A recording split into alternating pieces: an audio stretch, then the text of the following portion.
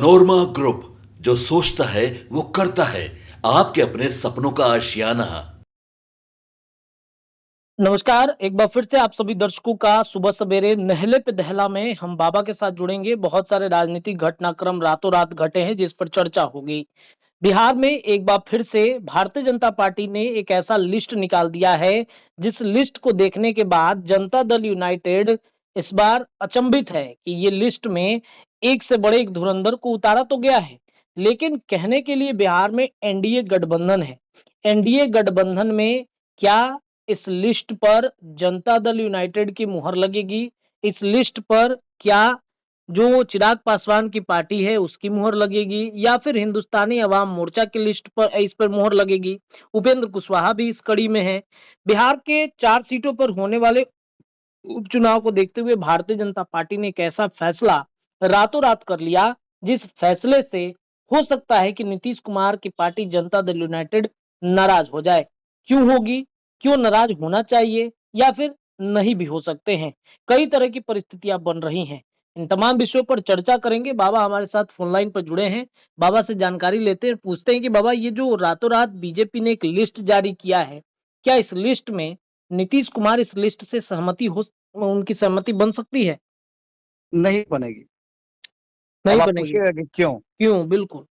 तो इस क्यों की तलाश करने आप कल रात में गए थे जी, मुख्यमंत्री आवास। जी, आपने वहां से एक खबर भी किया, बिल्कुल, और जब आप खबर कर रहे थे तो कई गाड़ियां धीरे धीरे करके घुस रही थी, बिल्कुल। और तब तक सार्वजनिक भले नहीं हुआ हो, लेकिन लिस्ट तब तक जनता दल यूनाइटेड को मिल गया था कि भारतीय जनता पार्टी ने अपने स्टार प्रचारकों की लिस्ट शामिल किया है, जारी किया है, और उस लिस्ट में कई जी, ऐसे नाम हैं जो हुँ, नीतीश कुमार को पसंद नहीं है।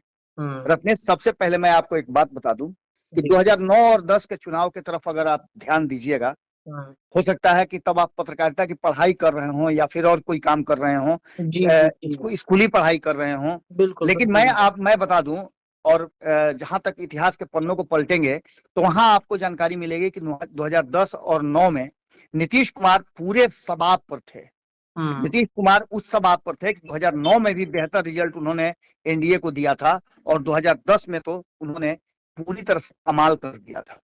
बिहार में एक तरह से समझिए कि 15 साल तक सत्ता में रही और हुँ, 5 साल तक सर्वाइवल मोड में खड़ी रही राष्ट्रीय जनता दल को पूरी तरह से समाप्त करने का उन्होंने, एक तरह से समझिए तो जड़ से उखाड़ने का काम कर दिया था। हुँ, नीतीश कुमार के जिस तरीके से वो काम कर रहे थे, जिस टसन में वो काम कर रहे थे क्राइम, करप्शन, कम्युनिज्म पर, उसको जी, लेकर के लालू प्रसाद मजबूर हो गए अपने पूरे परिवार को लेकर के बिहार से छोड़ने के लिए। हुँ, ये वो नीतीश कुमार है जहां उन्होंने हुँ, क्राइम, करप्शन, कम्युनिज्म की जब बात करते हैं तो नरेंद्र मोदी को हुँ, उन्होंने चुनाव प्रचार में आने से रोक दिया था, यहाँ तक जी, कि थाली भी खींच ली थी। ये जी, सभी बातें आपको पता है, और 2013 में जब भारतीय जनता पार्टी नहीं मानी, हुँ, नरेंद्र मोदी को प्रधानमंत्री का कैंडिडेट बना दी, तो हुँ, नीतीश कुमार ने एनडीए छोड़ दिया था।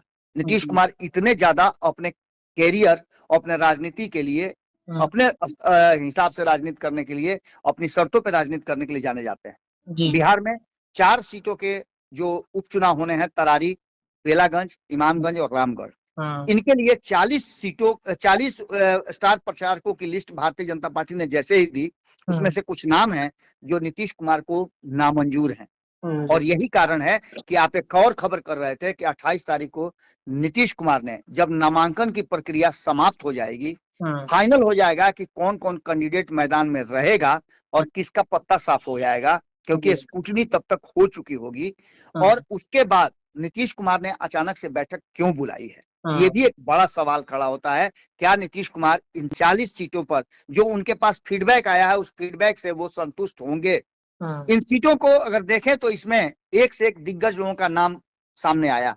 जी, इसमें नाम आया है सतीश चंद्र दुबे का, डॉक्टर राजभूषण निषाद का, नागेंद्र नाथ त्रिपाठी का, भिखुभाई दलसानिया का, हुँ, दीपक प्रकाश का, राधा मोहन सिंह का, पूर्व प्रदेश अध्यक्ष डॉक्टर संजय जायसवाल, मंगल पांडे, गोपाल नारायण सिंह, ऋतुराज सिंह, राजीव प्रताप रूढ़ी, रविशंकर प्रसाद, अश्विनी चौबे, सहकारिता मंत्री प्रेम कुमार, राजकुमार सिंह, आर के सिंह, शाहनवाज हुसैन, हुँ, नितिन नवीन, तारकिशोर प्रसाद, रेणु देवी, नीरज बबलू, संतोष सिंह, हरि सहनी, जनक राम, केदार प्रसाद, नीतीश मिश्रा, विवेक ठाकुर, सुशील सिंह, डॉक्टर धर्मशीला गुप्ता, भीम सिंह, अनिल शर्मा, ये सब नाम आप सुन रहे होंगे। जी। इन सब नामों के साथ साथ आपको ये एक वाइब आ रहा होगा कि भारतीय जनता पार्टी 2 सीटों पे चुनाव लड़ रही है, इसलिए उसने अपना स्टार प्रचारक का लिस्ट दिया है। लेकिन अब तक रत्नेश, आपने एक बार भी सुना, आप लगातार मॉनिटर कर रहे हैं जब से चुनाव की प्रक्रिया शुरू हुई है, जब से ये तय हुआ है कि अब बिहार में भी 4 सीटों पे उपचुनाव होंगे,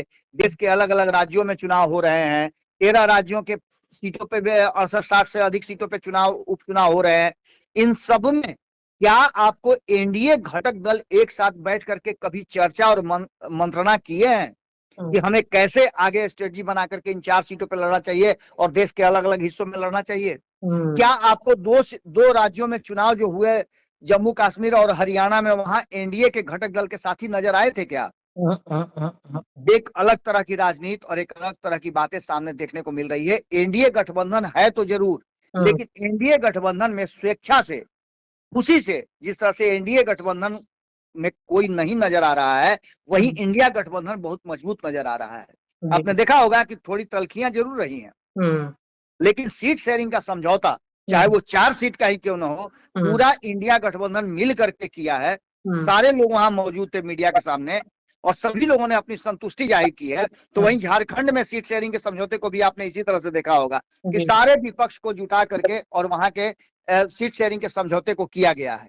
अब जो सामने नजर आ रहा है उसमें आपने देखा होगा कि 2-3 बातें बड़ी महत्वपूर्ण है।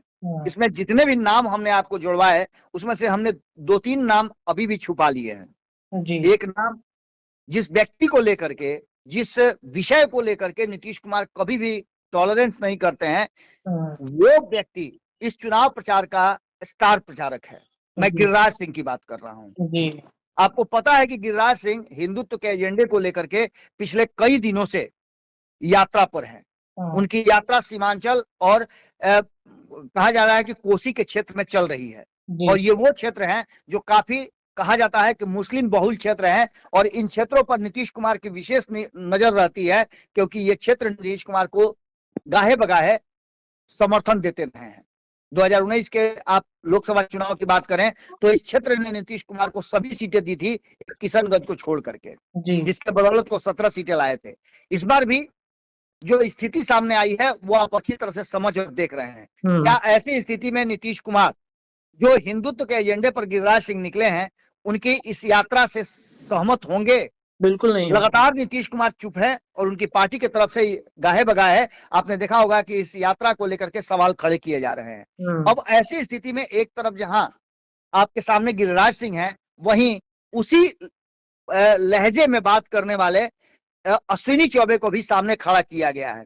यही नहीं, इसके अलावे और कई लोग हैं, जैसे आप भीम सिंह की बात कर लीजिए। भीम सिंह ने भी कभी नीतीश कुमार के साथ उनके पार्टी में, उनके मंत्रिमंडल में रहते हुए जो बयान दिया था, उस बयान से काफी हंगामा मचा था। इसके अलावे और कई लोग हैं जो जिस तरह की बातें कर रहे हैं, वो साफ साफ बता रहा है कि नीतीश कुमार इन चीजों को टॉलरेट नहीं करेंगे।